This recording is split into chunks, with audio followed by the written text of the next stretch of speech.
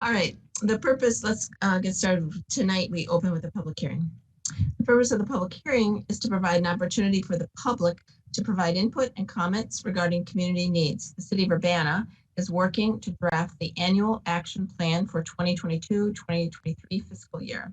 The annual action plan will outline the goals and budget for activities in fiscal year 2022-2023.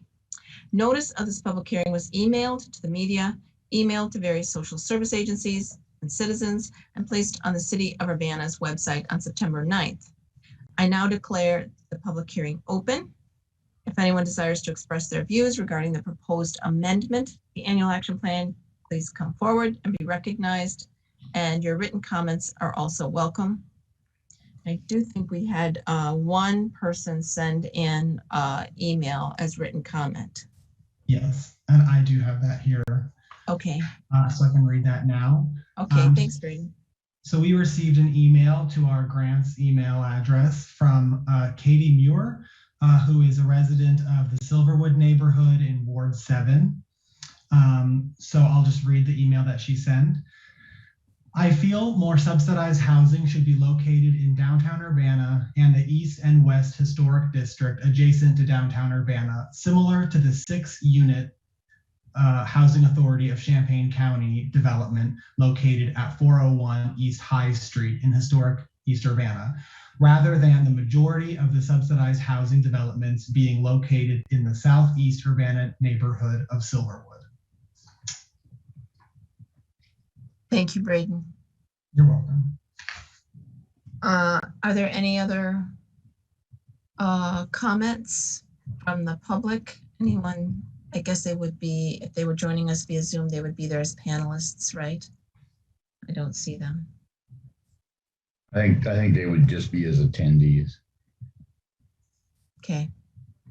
I don't see anyone I'm else. sorry, I meant participants or attendees. That's right, Chris. I said panelists. And I don't see anyone else logged in as an attendee. Okay. Okay, thank you.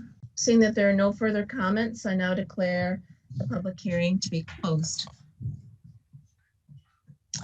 So now we will go to our meeting of the Community Development Commission. Called to order at 6:08 p.m. And Braden, do you want to take roll? Yeah, I can call roll. Commissioner Silvas? Present. Commissioner Diana? Present. Commissioner Freeman?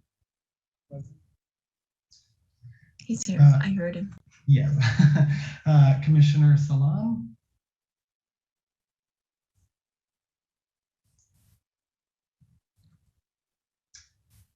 He should be able to unmute himself. I do see his number still here. So what were those instructions again, Braden, for unmuting? Star 6. 7. Star 6. Oh, so yeah, if he's able to just press star 6 and then he should be able to unmute. Thank you. Commissioner Salam, if you hit star 6, you should be able to unmute yourself.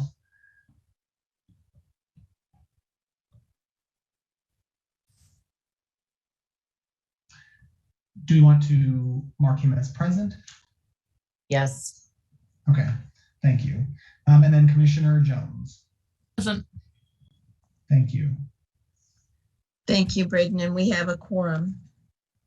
So the first item on our agenda is approval of the minutes of our previous meeting, which was the 27th of July. Is there a motion? Oh, hello. Hello. This is Katie Muir, and I keep getting a message to unmute. But the initial message told me to stay muted unless I wanted to make a comment. But you just read my public comment. So can I go ahead and unmute? Yeah, Katie, we got your email and Braden read that to us, so that will go into the record. That's good, and we don't require any further comment at this point for the public hearing portion of the meeting. Well, you keep referring to me as one of the commissioners. I'm sorry, we were confused. That's not who I am. My number is not affiliated with Commissioner Celis? Yeah, I'm sorry. We thought he was dialing in because he was having trouble finding the meeting. So thank you for clarifying. Now we know that the number that we see is yours, Katie. Yeah, so how do I unmute now, just to listen? Yeah, you can mute and just listen. *6. Thank you, Katie, for clarifying. Sorry about that. Okay, so back to our agenda. I was asking for a motion for approval of the minutes of our July 27th meeting. You received. I move to approve. Thank you, Patty. Is there a second? Second. Pastor Bob, second. Is there a discussion of the minutes? And you received those minutes as part of the packet, and I hope you had a chance to read them. Are there any comments or corrections for the minutes? None? Okay, so I'll call the question on the motion. All in favor, say aye. Aye. Aye. Opposed, We have to- say, And we have to Oh, do a that's roll right. call vote. okay. Thank you for Sorry. reminding me, I'll call the Sheila. roll. Thanks, I know, Greg. back to this. Commissioner Silvas, Aye. Commissioner Diana, Aye. Commissioner Freeman, Aye. and Commissioner Jones. Aye. Thank you. The motion passed and we have approved the minutes of our July 27th meeting. So at this point, are there any additions to our agenda? No, we do not have any additions to the Okay. agenda. Thank you, Brayden. And I'll ask if there's any input from the public at this point.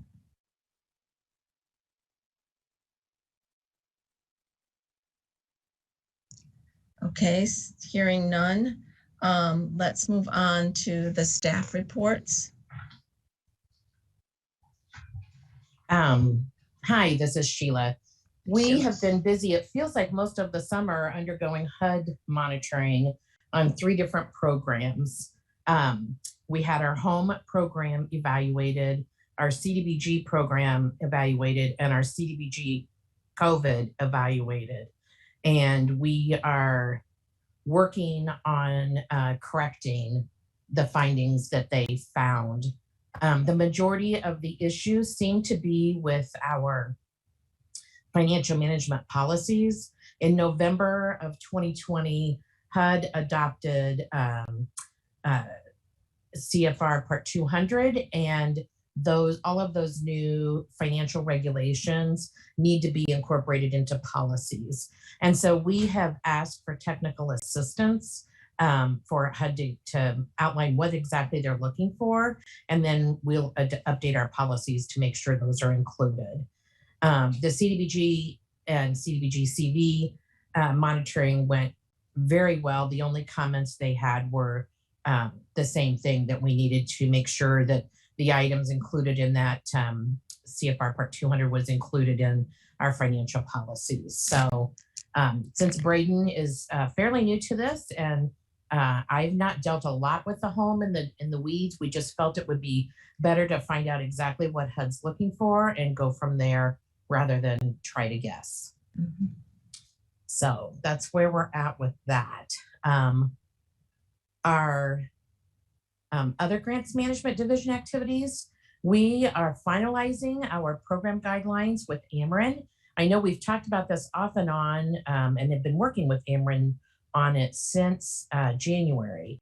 But basically the way that Ameren's energy efficiency program works is if you're in a higher income bracket, then you have to pay a copay for the program.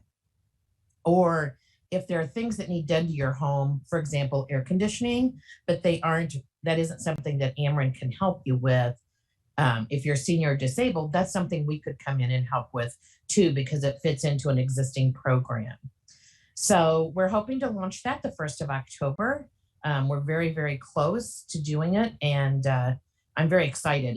It's been a long haul, but Ameren's been a wonderful partner to work with, and I'm hoping, even though we're starting a little bit later in the year than I wanted to, I'm hoping it's something that we can just have continuing as an ongoing problem, because if Ameren can put $4,000 or $5,000 into a project, and we can put in a couple $1,000s, that makes a big impact. And I I love leveraging money, so it's not always the city money to go into something. So does anybody have any questions on the energy efficiency program? Not a question, but I really second your idea of leveraging. That's always a great idea. Yeah. And if you're curious as to what all Ameren covers, if you go online and look up their energy efficiency program, you can kind of see the guidelines. And we're just, the only thing we are in that program is what I call a gap filler. So people that are, 60 to 80% income, if they're going to be required to pay $500 to $1,000 for their portion of the project, then we'll come in and help them. If they're over 80%, then they won't fit into either one of our programs because they're really guaranteed to help those low to moderate income families. So the consolidated social service funding, the township has decided that they would like to use their portion of the funding to further enhance their existing programs for their clients. And so this is the first year in probably 20 years that we have not done the joint program. So now that we are done with our end of the year, we're looking at available funding, and we're working with an internal group to design youth programs, youth services. That was a priority that you had given us. It's also, every night in the news, we hear a need for youth services. And so tomorrow, our little subcommittee, which is Braden, myself, Mary Alice Wu, and Lamont Peppers of the city of Urbana, who works a lot in the school district with youth programs, but he is a city of Urbana employee. We're going to start coming up with a request for proposal for youth services. And we'll be bringing that back out to you before we launch it. But kind of our thought is, rather than us tell an agency, we want you to mentor kids, we want you to do this, we want them to tell us what they can do to meet the needs of the youth in our community.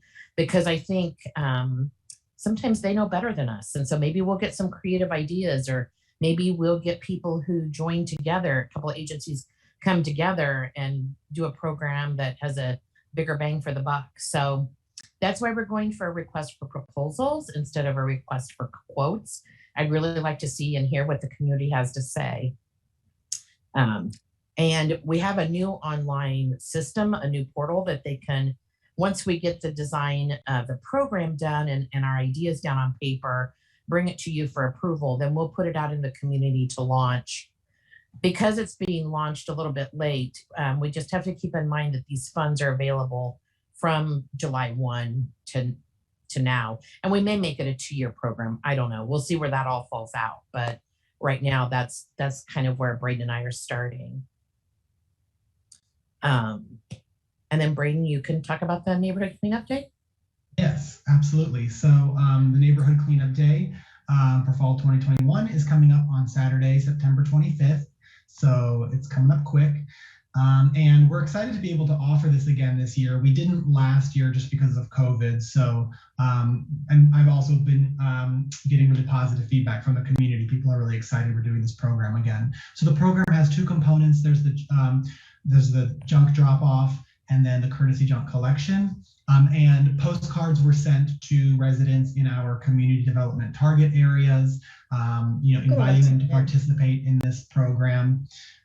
So I think we've had nearly 70 people sign up to have junk collected, and that program was available to seniors and also people with a disability. So like I said, a really good response on that. And then next month we'll be able to tell you how great it went. So I believe, and then just other than that, staff have continued to attend various trainings and also participate in groups such as the Continuum of Service Providers to the Homeless and the Community Reinvestment Group. So I believe that concludes our staff report. The neighborhood cleanup this year is what we thought in April was a great day has turned out to be a nightmare. I think everything in Urbana is that day. Pygmalion Fest, Pride Festival. There's a home football game. It's like, it's going to be Habitat for Humanity's fundraiser is also on that day. Oh yeah, that's right. It's a good day. It's a good day to be in Urbana. Well, we had decided in the spring, we hadn't done it all last year because of COVID. And so we thought, oh, by fall, it'll be a good time to do it. Hopefully COVID will be past, and then surprise, surprise, it isn't, and everything else is catching up. But we do plan on getting it back to the spring cycle. And so we'll have a second one in the spring this year, just to make sure that, people are going to have a little bit to catch up on. And then we'll be back in our normal spring schedule where hopefully all we have to avoid is the U of I graduation and Mom's Day weekend. So. I think there also might be a home football game on the 25th. Yeah, there is. There is. I looked at that and thought, oh my gosh, I don't know what time it is, but Yeah. thankfully ours is the first event and it will be done by 12:30. It'll be done by noon, exactly. Yep. So Sheila and Braden, I just wanted to comment on the proposal for youth services. And when we were discussing those priorities, that was exactly what we were hoping you would be able to do, is to look at that issue broadly and just say, what are the best ideas? And then those priorities we created would be able to encompass kind of a broader range of activities, and you could choose it, whatever looks best. So I'm glad that that's working out well so far. Yeah, we've gotten some recent feedback from HUD on how CDBG funds can be used to address youth violence, which that's new. I've never seen that in all the years I've worked. Sorry, my dog has something to say. I've never, be quiet. In all of the time that I worked with the programs. And then Braden's done some research on what existing programs are currently out there. We just have to keep in mind, in the past, the social service funding, because it covered a broad range of things, we kind of let it cross Wright Street, but I'd like to see as much of this stay in Urbana as we can. There are some great programs out there like Meals on Wheels and Family Services, for seniors, but I'd like to just see Urbana residents be served if possible. So we'll see what we get. I would agree that I like that direction on there. I think that's going to be much more beneficial if it isn't a situation where organizations are either having to change or try to modify what they're doing in order to fit a profile. This will be a lot easier for them to do that way, I think. Also, just a quick question, Sheila, on that Ameren program. On the Ameren end, is there any residency time requirement, either pre or post? Nope. That money? Great. No, and actually their program can be used for rental units. Ours is only going to be, if they tie in with us, it has to be owner occupied. But just because it's so much easier for us when we're monitored, and we're in monitor hell right now, so we're very sensitive. It's easier for us to produce the owner occupied documentation. The tenant documentation is just too hard, as transient as our community is. But if you know any tenants that, live in units that want the upgrades, encourage them to apply. So.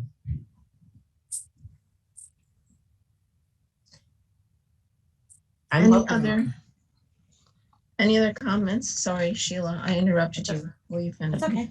You can finish. I was just going to ask if there were any other comments on your staff report. Did you go to was that the last bullet? We did, The trainings, our the training report. Okay. Any comments or other additional comments or questions on the staff report?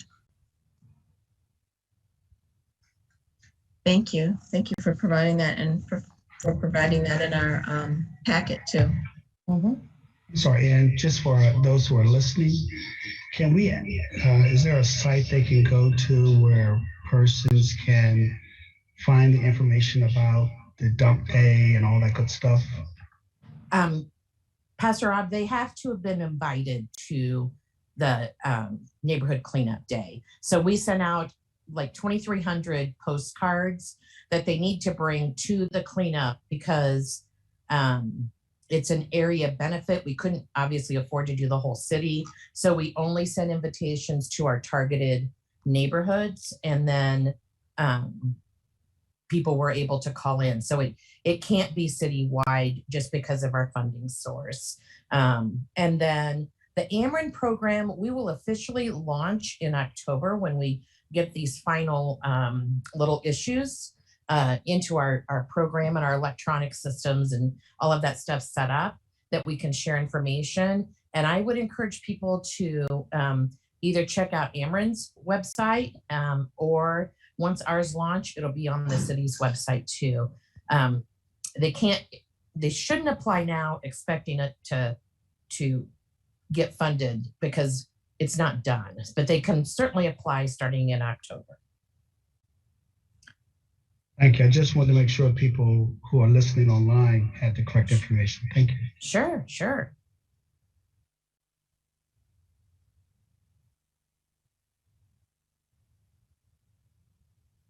Are there any other comments or questions about the staff report before we move on? Okay.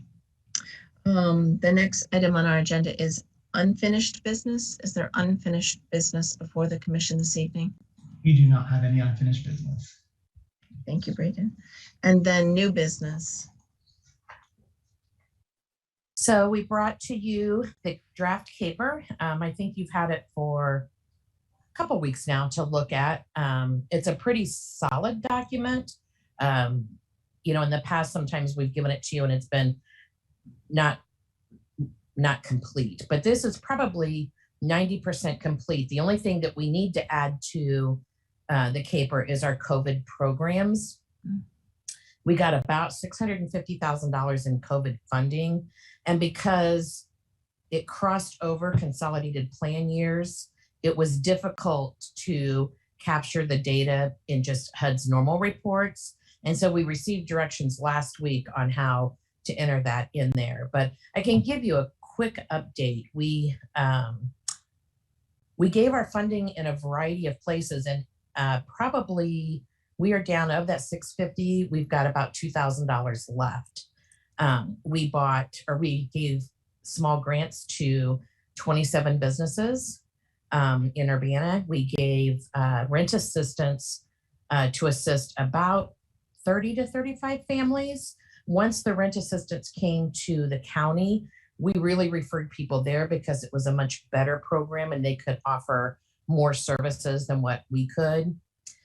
We gave money to First Followers and the Champaign County Healthcare Consumers to help people who kind of fell in the gap. So for example, First Followers, because they help people who are recently released from prison or the incarceration system, they weren't considered homeless because HUD's definition of homeless is you had to have not had a place to sleep the night before. Well, because they were in prison the night before and had a place to sleep, but now that they're released, they weren't considered homeless. So they fell through all of the gaps in the community. And so we gave them funding to help provide services to them, as well as Champaign did. And then Champaign County Healthcare Consumers kind of has the same thing with people being released from the hospital, but because they are medically fragile, they can't just go back into a shelter or that type of a system. They need to be secluded. And so they were having to put people into hotels to just keep them safe until the quarantine period was over with and they were okay. And then finally, we gave funding to buy medical equipment for the fire departments that are in our targeted neighborhoods because they were having to send people to the emergency room because they didn't have the equipment to diagnose them on the spot. And this new equipment that they can carry in the ambulances and on their trucks will be able to help them diagnose people better and know whether they need to go to ER or whether they can, to have some other type of a treatment. And I don't know all the details on that, but it seemed like a really good way to keep people out of the ER and a good way to prevent COVID.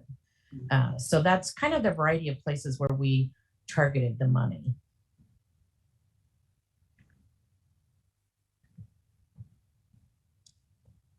If you guys don't have any comments or questions on the CAPER, we will probably send it to HUD the end of next week.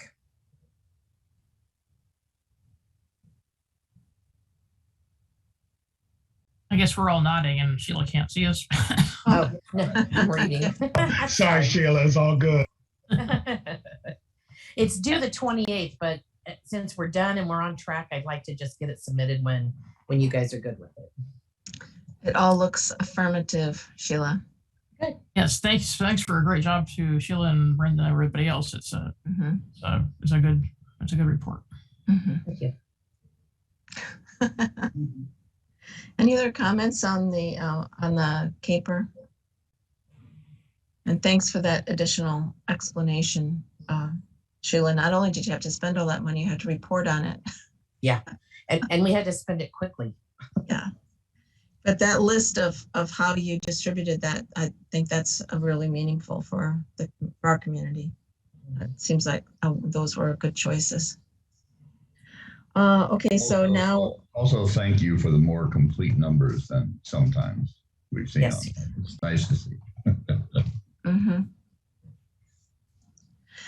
Okay, moving on to the next item under the new business is the Habitat for Humanity Chodo agreement.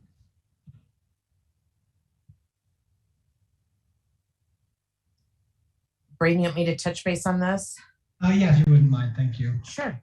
When we distributed our 2021 Chodo funding, we gave some allocation went to Habitat for Humanity and some allocation went to First Followers.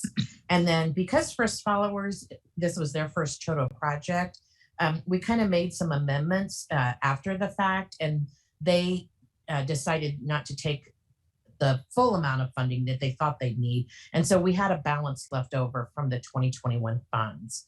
We went back to Habitat because we only have 2 community housing development organizations, and Habitat has a project and they're able to move forward. So this project really is to use up the end of the 2021 money, and we'll be bringing the 21-22 projects to you probably November-ish. Thank you, Sheila. Any questions about that project? Okay. And then the last item for the report is the down payment assistance program. Oops, sorry. That program is also new. We've done a down payment assistance program in the past with our home funding, but home just made it very difficult for the banks to be able to use. And they have a lot tighter restrictions than what CDBG does. So we've been working with a couple of lenders, looking at the old program and then seeing what we could do to provide down payment assistance. And our hope is with our pots of money, even though they're small, that we can spread them from homelessness to home ownership. And I think this will kind of tap into that. So the down payment program, and we can send you the final guidelines. This program we're also hoping to release October 4th. It'll have to go through our local lenders, and it will provide either down payment assistance, or it can pay PMI upfront. It can pay for closing costs, everything but the home buyer counseling. So there's a variety of things that CDBG allows it to cover. We don't have to have the city inspect the units, but what we're asking is that a private home inspection is done and that report provided. And as we all know, private home inspections can cover the gamut, but are they really critical issues? And Chris knows this well. You know, sometimes there are things that the house has had done fine with. I mean, I grew up without a GFI interrupter in my bathroom, and I lived to tell the tale. So anyways, but there are some things that if they're not fixed, it may stop the loan. Like I know Fannie Mae has some extra criteria. For example, the age of the roof, or maybe there's railings that need to be added or whatever. And those little repairs may stop a loan from going through. And so we're also tagging onto this down payment that if it's a project that would fit into our emergency repair program, and it's not going to be resolved by the seller or the buyer during the closing negotiations, then they may come back to us and ask for funding to help with that too. So we'll see how it goes. We're willing to work with it just being this short period of time, maybe 6 months. It will probably be included in our next year's budget, and it may be tweaked a little bit, but we want to just launch it as it is and see how it goes. Both it and the Ameren program, we have budgeted $75,000 each, and we're guessing we'll do about a dozen projects each. I think that would be excellent if there was the ability to cover those repairs. And if that's the case and it's part of somebody's loan package, it would also be very good for that to be known on the front end, especially in this market. You're actually more likely to see a deal never get put together than fall apart. And it will not get put together because of the type of financing that particular buyer is bringing to the table versus someone else. And it's over concerns, just like you're saying. Are these going to be USDA or, BAFHA required repairs that are going to go along with that particular type of mortgage? And that will have sellers potentially decide to go with a different buyer just because they know those aren't going to be covered. So I think that would be a very valuable thing, and it'd be very valuable for it to be able to be known when the person is making an offer. Right. Yeah, that was one of the pushbacks we got on the home program. First, sellers didn't like the city inspectors being in there because what if they found a problem? And now, are they going to be held liable for this? And so we just want to eliminate all of that. We don't have to have them in there, so we're not going to. And another piece that's a little different from this one is, I know, when you're putting your loan portfolio together, even though we're called a grant, sometimes we put these in what we call deferred payment loans, and we require the homeowner to live there for 5 years. And then a little bit of that goes away. That commitment goes away each year. But that still can have a negative impact on our buyer, because depending on what type of loan product they get, even though it's a grant, the bank can still look at that as a loan. And so we've made this a flat grant program. There's no retention agreements, there's no mortgage documents, and we'll see how that goes. If we can see that people are taking advantage of it and flipping houses, we may change that.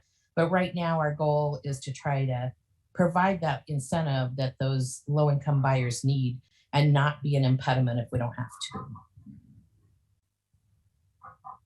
Fine tuning. Yep.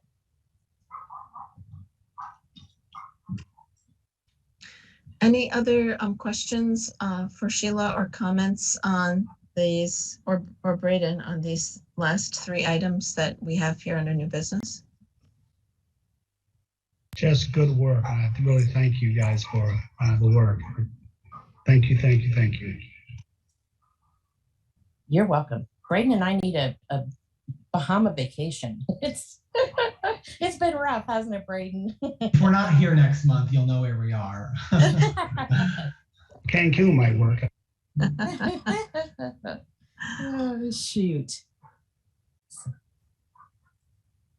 Do we want to have our meeting in August or September, or do we want to, since we're kind of having this one midway, we needed 2 for the public hearing and the CAPER comments, but do you think we need another one in 2 weeks, or can we it would actually be next week, I believe. Next week? Oh gosh.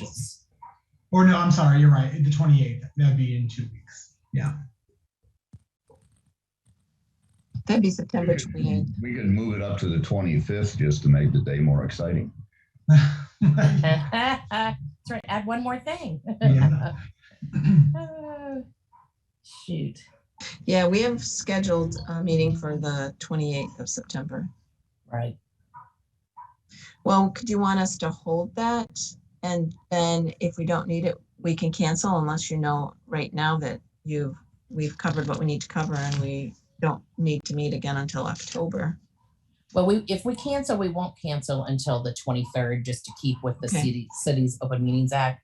Okay. But my guess at this point is the only thing I would like to provide to you guys, and I can do this by email, is the final guidelines for that Ameren program and the down payment program. We're in the process. Braden presented that program at the Community Reinvestment Group, which is our local lenders.